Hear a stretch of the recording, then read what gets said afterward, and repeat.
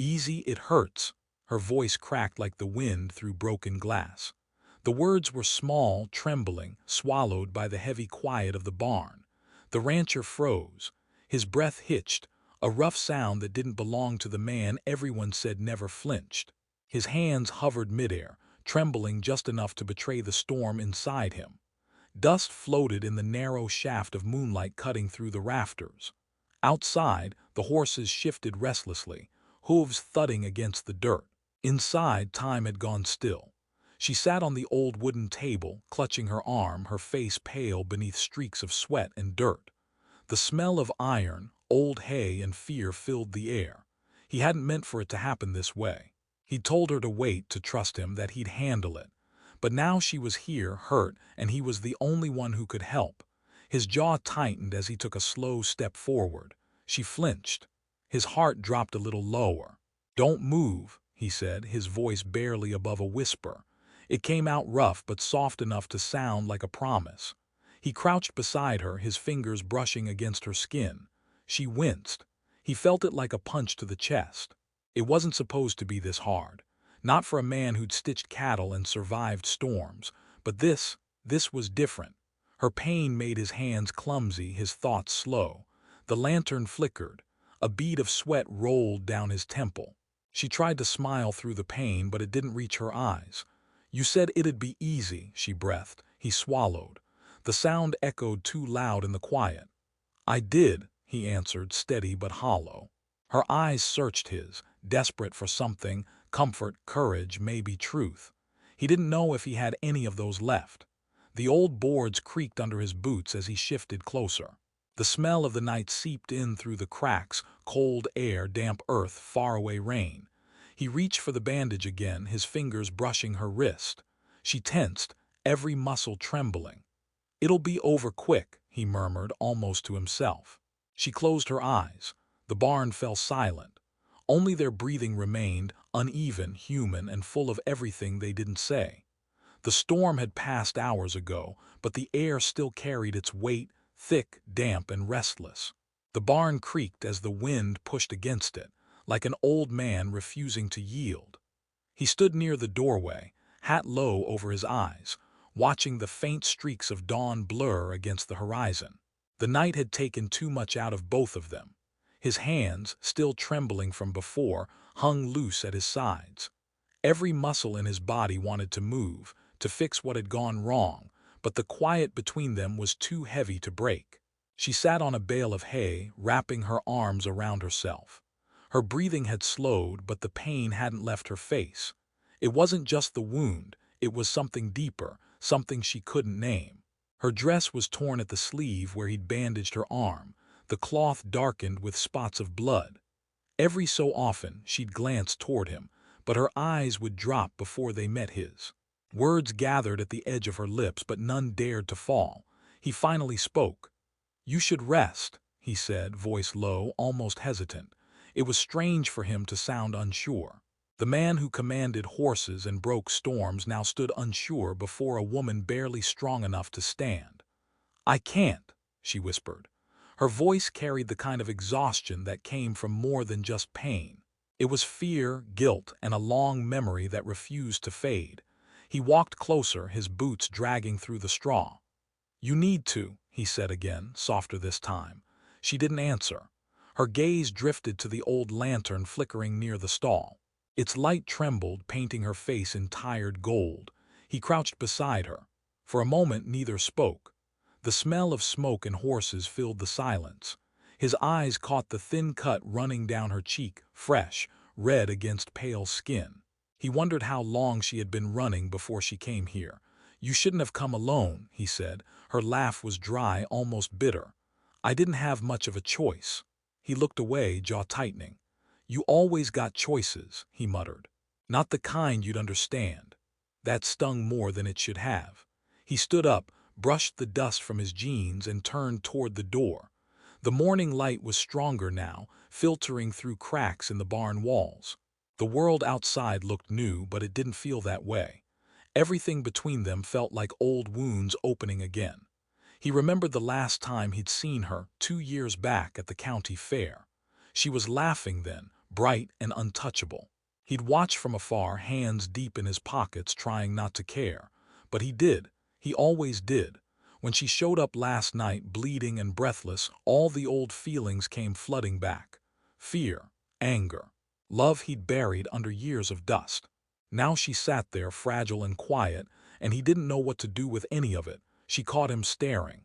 "You're thinking too loud," she said softly. He smiled, but it didn't reach his eyes. "Ain't much else to do out here."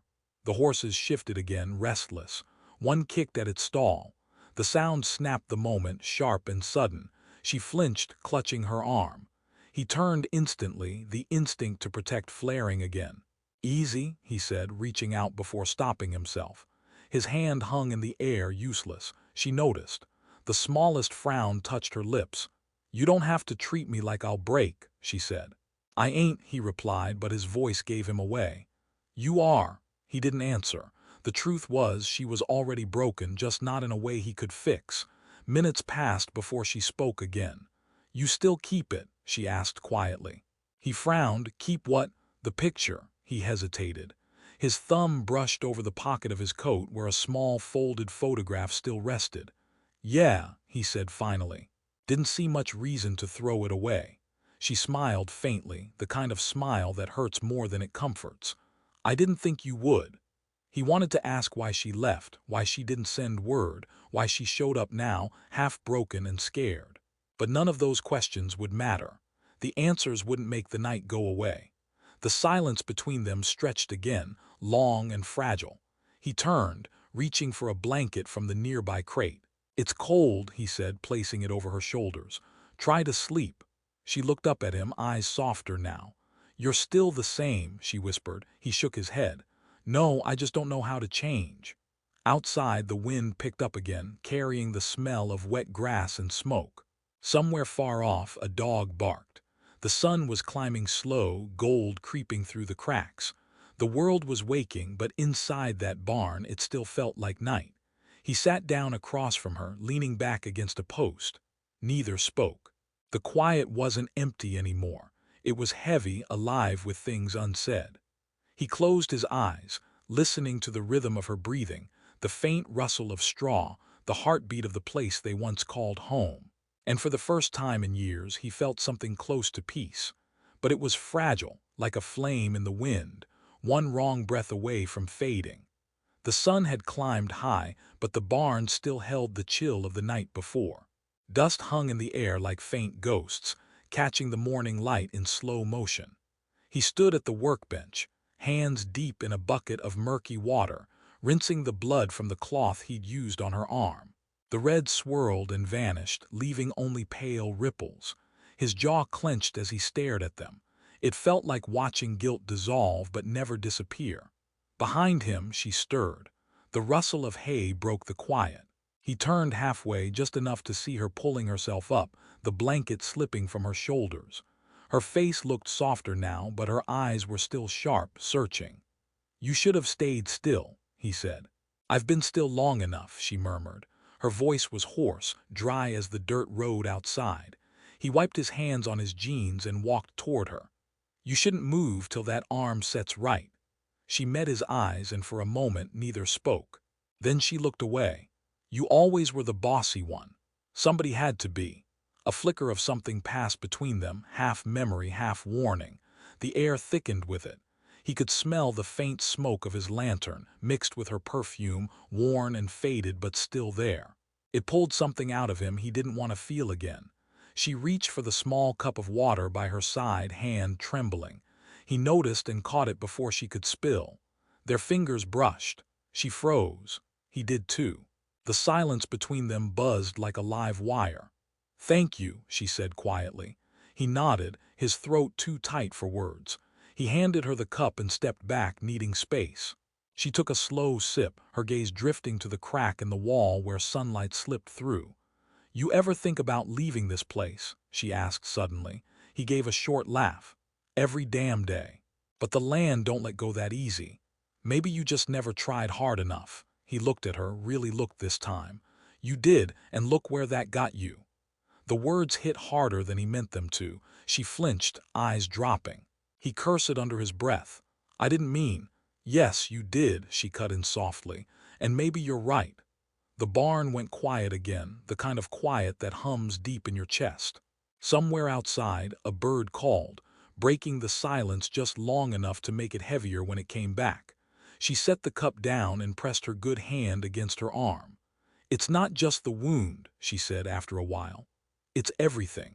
Running, hiding, looking over my shoulder. I thought coming back here might fix something. He crossed his arms. Does it feel fixed? No, she said, voice cracking. It feels worse, because you're the only person who ever made me believe I was safe. He swallowed hard, the words catching in his throat. You were, once. She looked at him, eyes wet but steady. Then why'd you let me go? He turned away, jaw tight. Because you wanted to go, you made that clear. I made it easy, she said. That's not the same thing. He didn't answer. The truth of it hit too close. He'd spent years convincing himself she left because she wanted something better, something he couldn't give. Now he wasn't so sure. She shifted, wincing as her arm throbbed. He moved toward her again, instinct pushing past pride. Let me see, he said.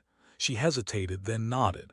He kneeled beside her, gently unwrapping the makeshift bandage. The cut had bled through in spots, edges raw and red. He could feel her eyes on him as he worked. You got lucky, he murmured. Could have been worse. Doesn't feel lucky, he smirked faintly. You're still breathing, that counts. She studied his face, his hands, how careful he was, how deliberate. You've changed, she said softly. He looked up, surprised. How's that? You're gentler, quieter. The old you would have yelled at me by now. Maybe the old me learned something after you left. She smiled faintly. Like what? He met her gaze. That yelling don't fix what's already broke. Her lips parted, but no words came. He finished the bandage and tied it off, his fingers brushing her skin once more. This time she didn't flinch. You should eat something, he said, standing up. I'm not hungry. Don't matter, you need it. She looked at him with tired defiance, then sighed. You're still stubborn, he chuckled. Takes one to know one. The moment softened. For a brief second they were just two people in the quiet morning, pretending the past hadn't happened. But the illusion broke fast. She glanced toward the open door, where the light had grown brighter. They'll come looking, she said. His body stiffened. Who? Her silence said enough. He turned sharply to her, eyes narrowing. You brought trouble here. I didn't have anywhere else to go, she said quickly. I didn't think. You never do, he snapped, the words exploding before he could stop them. She flinched, eyes wide. His heart dropped. He hated the way her fear looked, the way it mirrored the old hurt he'd sworn never to cause. He took a breath, forcing his voice low again. How long do we have? Maybe an hour, she whispered. He ran a hand over his face, pacing. The barn suddenly felt too small. You should have stayed gone, he said, voice low, trembling with anger he didn't know how to carry. Maybe, she said, but you wouldn't have forgiven me if I had. He stopped walking. Her eyes held his, steady, pleading, unbroken. The truth in them hurt more than fear ever could. Outside, a distant rumble rolled across the plains, hooves, faint but growing. The sound crawled up his spine. He turned toward the open door, sunlight spilling across the floor. They're close, she said. He reached for his hat, pulling it low. Then I guess it's time to finish what we started. Her voice trembled. And if we don't, he glanced back at her, eyes cold but steady, then it'll be over quick. The same words he'd said before, but this time they carried something new, resolve, regret, and the weight of everything that had led them here. The sound of hooves grew louder. Dust rose in the distance. The day had begun, but for them it was far from over. The rumble of hooves drew closer, shaking the quiet morning into life. The rancher stood in the doorway, watching the horizon darken with dust. A group was coming fast, riders, maybe 4 or 5. Too many for chance. Too focused for coincidence. His stomach tightened, though his face stayed still. Years of storms had taught him how to look calm when the world tilted. Behind him, she tried to stand, clutching her arm. We can't stay here, she said, her voice trembling with panic. He turned, eyes cutting through her like a knife. You're not going anywhere, not with that arm. You don't understand, she shot back. If they find me, they'll kill you too. He pulled the shotgun from the wall and broke it open, checking the shells. Wouldn't be the first time someone tried. This isn't like before, she said, desperation rising. They're not just after me, they want what I took. He snapped the gun shut with a heavy click. What'd you take? She hesitated. That one heartbeat of silence told him everything. He stepped closer, voice low but firm. Tell me? Her lips parted, then closed again. It's not money, she said finally. It's proof, papers, names. They've been running things out past the county line, land deals, bribes, missing cattle. I found out too much, he exhaled, slow and sharp. And you brought it here. I didn't have a choice. Her eyes flared, fierce beneath the fear. You were the only person I could trust. The words hit him harder than he wanted to admit. Trust, a word he'd stopped believing in long ago. He stared at her, the ache between them thickening. Outside, the sound grew louder, closer now. He could hear the rhythm of the horses, the creak of saddles, men calling to one another. His pulse matched their pace. He looked back at her. Where is it? She pointed to her torn coat draped over the railing.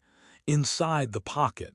He walked over, fingers brushing the fabric, pulling out a small bundle wrapped in a handkerchief. Papers smudged with dirt folded tight. He unwrapped them just enough to see signatures, ledgers, lists of names, big names. He felt a chill crawl up his spine. Lord help us, he muttered. You don't know what kind of fire you lit. Her eyes glistened. I didn't want to drag you into this. He tucked the papers into his vest. Too late for that now. The horses stopped outside. The barn filled with silence again, thick, electric. Then came the voice. Morning, rancher, a man's drawl, cold and mocking. We seen a lady headin' this way. You wouldn't have happened to spot her, would you? The rancher met her eyes. Stay quiet, he whispered. He motioned for her to move behind the feed barrels. She nodded and slipped into the shadows. He stepped out into the blinding light. The sun had risen higher, burning away the fog. 5 men sat on horseback, dust settling around them. Their leader, broad-shouldered, clean boots, the kind of man who smiled only when it hurt someone, held the reins of a black horse. The rancher squinted. You boys ridden early for a visit, the leader grinned. We're looking for something that don't belong to her. Figured maybe she came to you. You always were the charitable type. Can't help you, the rancher said flatly. Ain't seen anyone. The man's grin widened. That's so, mind if we look around? The rancher tightened his grip on the shotgun. Mind if I say no? Laughter rippled through the group, but it wasn't friendly. The leader leaned forward. You know, it's funny. You got a reputation for keepin' to yourself, but people talk. They say you used to have company out here. A woman, she got a name. The rancher's jaw tightened. You're standin' awful close to trouble, son. The man's grin dropped. You always did think you were bigger than the law. I don't think, the rancher said quietly. I just know when a man's lying. For a moment the air held still, both men locked in the kind of stare that comes before something breaks. Then the leader flicked his wrist. One of his riders dismounted, walking toward the barn. Inside, she crouched low, heart hammering in her throat. She could see their shadows moving through the cracks of the door. The sound of boots on dirt grew closer. She gripped the nearest thing she could, a rusted horseshoe, her fingers shaking. Outside, the rancher called out, You take another step, boy, and you'll regret it. The rider paused, turning halfway. You gonna shoot me, old man? The rancher didn't blink. If I have to, the leader sighed. We don't want blood, just the girl. He shook his head. Ain't no girl here. Shame, the man said. Guess we'll have to burn her out. Before the rancher could move, one of them kicked a lantern from the saddle, sending it crashing against the barn wall. The glass shattered, flame leaping instantly to dry hay. Smoke billowed. She gasped, covering her mouth as the fire spread. The heat hit her like a wave. The rancher turned, shouting her name. Then he was running past the flames through the door. The smoke stung his eyes, but he could see her struggling to stand. Come on, he yelled, grabbing her good arm. They stumbled through the haze, coughing, choking, the fire crackling around them. He pushed open the back gate, shoving her through first, then followed, falling hard into the dirt. Behind them the barn roared, flames swallowing the roof.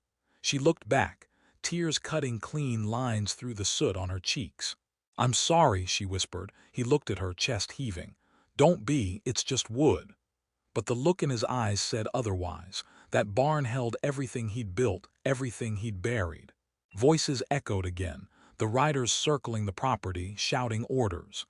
"They'll find us," she said, clutching his sleeve. He looked toward the old creek bed running through the hills. "Not if we move fast." He helped her up, his hand steady despite the tremor in his chest. The firelight flickered behind them, painting long shadows that stretched toward the open land. As they ran, the first gunshot cracked the air. It missed but close enough to make her stumble. He caught her, pulling her close. "Keep moving," he said through gritted teeth. The next shot rang out closer. Dust jumped at their feet. He turned his head just long enough to see the riders giving chase. The morning had turned cruel, the sun glaring down like it wanted to watch. The rancher's breath came hard, but his grip never loosened. He didn't know how far they could go or what waited beyond the ridge. But stopping wasn't an option. And somewhere in the distance, beneath the echo of hooves and fire, the words he'd said hours ago came back to him. "It'll be over quick." He wasn't sure anymore if that was a promise or a lie. They ran until the ground turned to dust and the sound of hooves faded behind them. The air burned in their lungs, the morning sun cutting through the haze of smoke that followed like a curse. He didn't stop until the barn was nothing but a dark shape in the distance, swallowed by fire and sky. She collapsed near the old creek bed, gasping for air, clutching her arm. He crouched beside her, breathing hard, eyes scanning the horizon. Nothing moved. Not yet. "Keep low," he said, voice rough with dust. "They'll fan out soon." She nodded, too breathless to speak. Her hair stuck to her forehead, streaked with ash. He looked away, jaw clenched.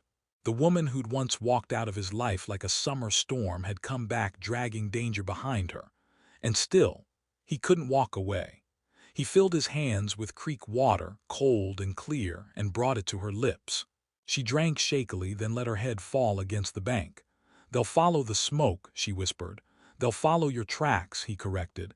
"You always leave a trail." Her lips curved faintly. "You always did know how to find me." He didn't answer. The silence between them carried years, years of words unsaid, of long nights when he told himself he'd forgotten her. Now she was here again, the past breathing down his neck, and the line between anger and care blurred too easily. He stood and looked toward the north ridge. The land stretched wide, dry, and quiet. "We can make it to the line shack by sundown," he said. "It's old, but it'll hold." She tried to stand, but her legs shook. He reached for her before she fell. She leaned against him, her weight fragile but real. "You sure it's safe?" "Nothing's safe," he said, "just farther from danger." They started walking, slow at first, then faster as adrenaline replaced pain. The wind carried the faint echo of men shouting in the distance. She winced at the sound. "You think they'll give up?" she asked. He shook his head. "Men like that don't stop until they get what they came for."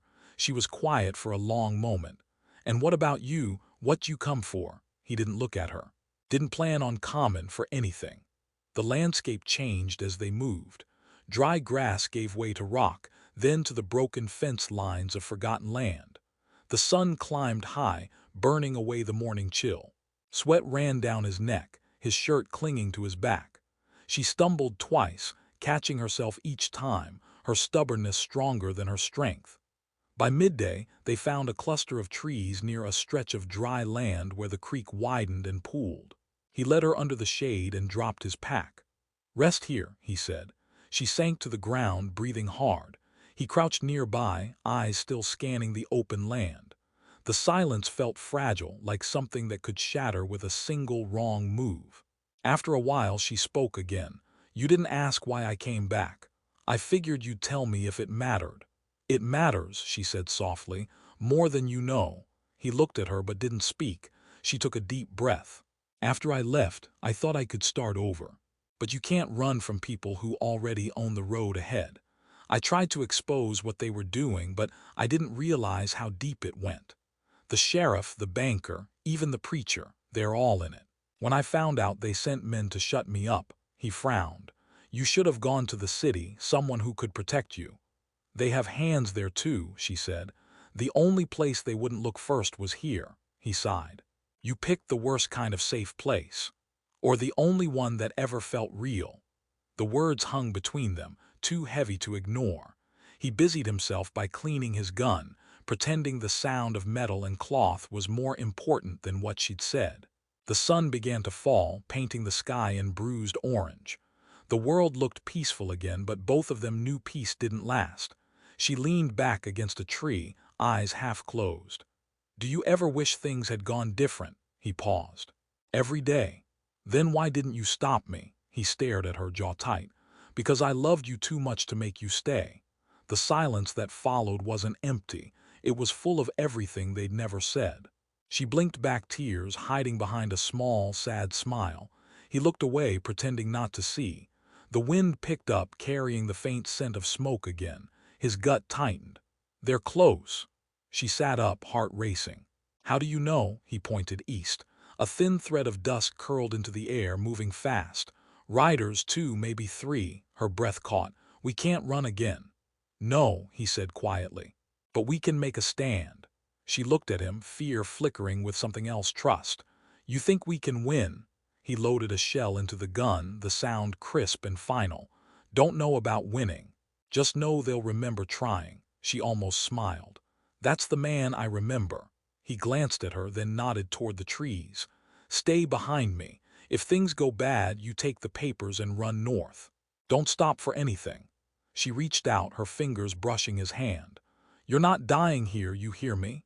He didn't answer. His eyes stayed on the ridge, where dusk grew thicker and the shapes of horses began to form against the fading light. The air felt electric, alive with fear and fire. His pulse slowed, not from calm but from resolve. The woman he'd once lost sat behind him, clutching her bandaged arm, and for the first time in years he felt the weight of purpose. He adjusted his hat, the brim cutting a shadow across his face. You ready? He asked. She swallowed hard. I was born ready for the wrong things. He smirked faintly. Then this ought to feel familiar. The horses stopped not far from the creek, their riders scanning the land. The leader dismounted, the same grin twisting across his face. The rancher raised his gun, the barrel catching the dying light. The man saw him and froze. For a heartbeat, neither moved. Then the wind shifted, carrying the faint rustle of the trees and the low sound of her breath behind him. Everything slowed, the air, the dust, the sound of hooves still echoing somewhere far away.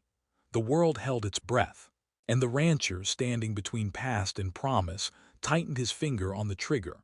The first shot cracked the silence wide open. A single echo rolled across the land, sharp and final. The rancher didn't wait to see who it hit. He ducked behind a fallen log, the recoil still humming through his arm. The smell of gunpowder filled the air, mixing with dust and heat. She crouched behind the tree line, clutching the papers to her chest, her heart pounding so loud she could barely hear the next shot. The men shouted orders, voices rough with anger. Hooves tore through dry grass. Bullets kicked up dirt near her feet and she bit down a scream. The rancher fired again, the shotgun booming like thunder. One horse reared and a rider fell hard to the ground. The man didn't move after that. Stay down, the rancher shouted, not daring to look back. She pressed her face into the dirt, shaking. Every breath tasted like fear. Every sound felt too close. The gunfire came in bursts now, loud, chaotic, desperate. He counted shots in his head. 2 left. Maybe 3. He waited for the pause between volleys, then moved, rolling from behind the log to a cluster of rocks farther up the hill. A bullet grazed his sleeve. Another hit close enough to shower his face with stone splinters. He ignored it, steady hands loading shells like clockwork. The leader called out from below, voice rising through the smoke. You can't hide forever, old man. Hand her over and maybe we let you breathe a little longer. The rancher spat into the dirt. You talk too much. He fired again. The echo slammed against the ridge and scattered the birds from the trees. For a moment, all he could hear was the ringing in his ears. She looked up, her eyes wide, tears streaking through the dust on her cheeks. He caught her gaze from across the clearing and gave a small nod, half reassurance, half goodbye. Then he turned back toward the sound of boots crunching in the brush. One of the riders had gotten close. The rancher waited until he saw the flash of movement, then lunged forward, tackling the man off his horse. They hit the ground hard, rolling through the dirt. The shotgun slipped from his grip, landing just out of reach. The man drew a knife, its edge catching the light. The rancher grabbed his wrist, muscles straining. They struggled, grunting, the knife inching closer. He caught the man's shoulder and twisted hard, the sound of bones snapping clean through the air. The knife dropped. He swung once hard, fast. The fight ended. He staggered to his feet, breath ragged, blood streaking down his arm. The other riders were circling now, closing in. He picked up the shotgun, wincing, and aimed low. Another shot rang out, scattering one horse and sending its rider crashing to the ground. Then came the click, the sound no man wanted to hear. Empty. He looked down at the gun, then toward the creek. She was still there, still clutching the papers, watching him with a kind of terror that wasn't about dying. It was about losing him. He turned toward her. "Go," she shook her head. "I'm not leaving." "Go," he shouted again, louder this time, his voice cracking like the whip of the wind. "Head north, follow the water." She hesitated, tears blurring her vision. Then the next bullet hit the ground beside her and she ran. The rancher turned back, picking up the fallen revolver from the man he dropped earlier.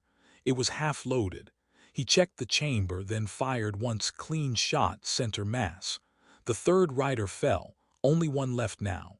The leader. The man dismounted slowly, pulling a long-barreled pistol from his side. "You always did like playing the hero," he said, walking forward, boots crunching over dirt and stone. The rancher's hand tightened on the revolver. "Never liked it. Just didn't see anyone else fit for the part." The leader smiled, thin and cruel. "That girl ain't worth dying for. She's a liar, a thief. You don't even know what she took." "I know enough," the rancher said. The man raised his gun. "Then die with her secrets." They fired at the same time. The sound tore through the valley. The rancher stumbled back, the world tilting sideways. Pain flared hot through his shoulder, spreading fast. He hit the ground hard, dust filling his mouth. The leader fell too, clutching his side, his breath short and sharp. For a moment neither moved. Then the rancher dragged himself upright, arm pressed to his wound. The man on the ground was still alive, still reaching for his gun. The rancher kicked it away and leveled his own. The man froze, chest heaving. "She's got what you stole from everyone," the rancher said quietly. "You won't be getting it back." The man's eyes darkened. "You think you're saving her? They'll come for you both, they always do." The rancher didn't answer. The gun stayed steady even as his hand trembled. Then finally he lowered it. "Ride," he said, "and don't look back." The man hesitated, then crawled to his horse and climbed on, bleeding but alive. The sound of hooves faded again, this time heading away. The rancher watched until the dust settled, then let the revolver drop. He turned toward the creek, the world spinning. She was there, running toward him, eyes wide with panic. "You're hurt," she said, dropping to her knees beside him. He tried to smile, but it came out weak. "Ain't the first time." She pressed her hands against the wound, trying to stop the bleeding. "You shouldn't have stayed. Didn't know how to do anything else." Her hands shook. "You saved me." He looked at her, his voice barely above a whisper. "Didn't do it for saving." The light was changing again, the sun dipping low, painting the land gold and red. The air felt softer now, the wind calmer. She leaned closer, tears falling onto his chest. "You can't leave me again," she said. "Not like this." He reached up, fingers brushing her face, leaving a streak of dirt across her skin. "You'll be fine," he murmured. "You're tougher than you think." She shook her head, the words breaking. "Please, just stay with me." He didn't answer. His gaze drifted past her to the horizon, where the sky burned with the last light of day. Somewhere far off, the sound of thunder rolled again, distant, low, endless. She held him tighter, the papers still clutched in her other hand, crumpled and wet from her tears. He closed his eyes for a moment, listening to her heartbeat, steady and alive. And though the land around them lay silent and scarred, There was a strange kind of peace in that stillness, a fragile pause between the hurt and whatever would come next.